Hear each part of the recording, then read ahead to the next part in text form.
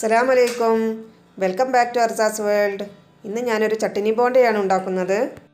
അതിന് ആവശ്യമായ സാധനങ്ങൾ: 2 പൊട്ടാറ്റോ പുഴുങ്ങിയെടുത്തത്, ഇതുപോലെ നന്നായിട്ട് ഉടച്ചെടുക്കണം.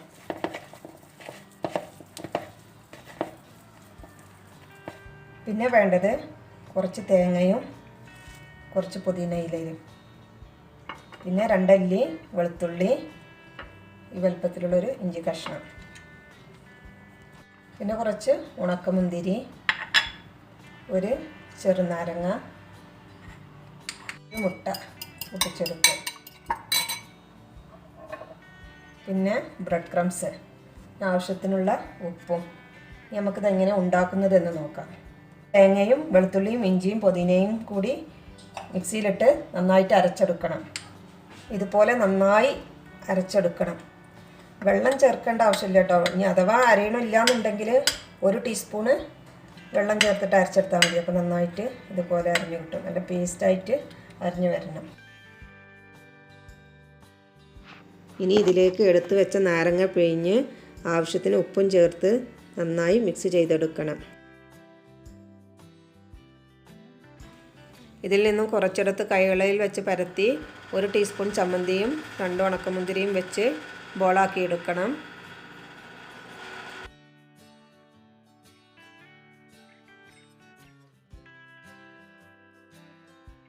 കൈയൊന്ന് വെള്ളത്തിലൊന്നിട്ട് നനച്ചെടുത്താൽ ഇത് നമ്മുടെ കയ്യിൽ അധികം ഒട്ടിപ്പിടിക്കില്ല.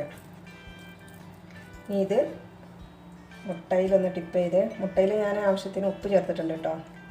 ടിപ്പ് ചെയ്തിട്ട് ബ്രെഡ് ക്രംസിലിട്ടിട്ടൊന്ന് ഇതുപോലെ ചെയ്തെടുക്കുക.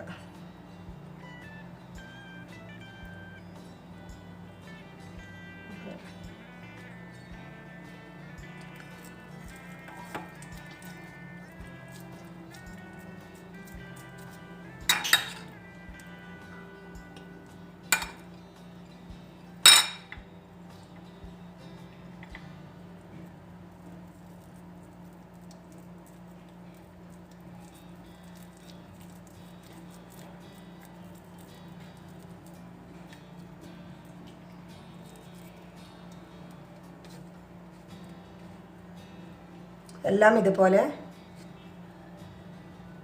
ചെയ്തെടുക്കണം. എല്ലാതും ഇതുപോലെ ബോളാക്കി എടുക്കുക. എണ്ണ നന്നായി ചൂടായി വന്നതിന് ശേഷം ഓരോ ബോളെടുത്ത് പൊരിച്ചെടുക്കുക. കുറഞ്ഞ ഫ്ലെയിമിൽ വേണം ഇത് വേവിച്ചെടുക്കാൻ.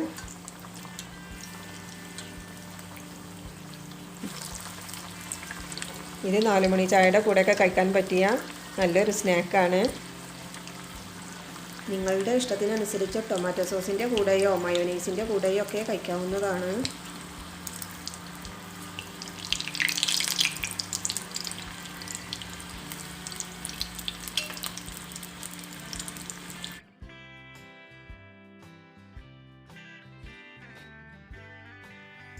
എല്ലാതും ഇതുപോലെ ബ്രൗൺ നിറമാകുമ്പോൾ എണ്ണയിൽ നിന്നും കോരിയെടുക്കണം.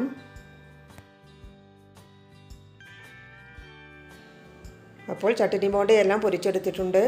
നിങ്ങൾക്ക് ഇഷ്ടമാകുമെന്ന് കരുതുന്നു. ട്രൈ ചെയ്യാത്തവരുണ്ടെങ്കിൽ ട്രൈ ചെയ്ത് നോക്കണം. ഇഷ്ടമായാൽ ലൈക്ക് ചെയ്യണം, ഷെയർ ചെയ്യണം, സബ്സ്ക്രൈബ് ചെയ്യണം. Thanks for watching.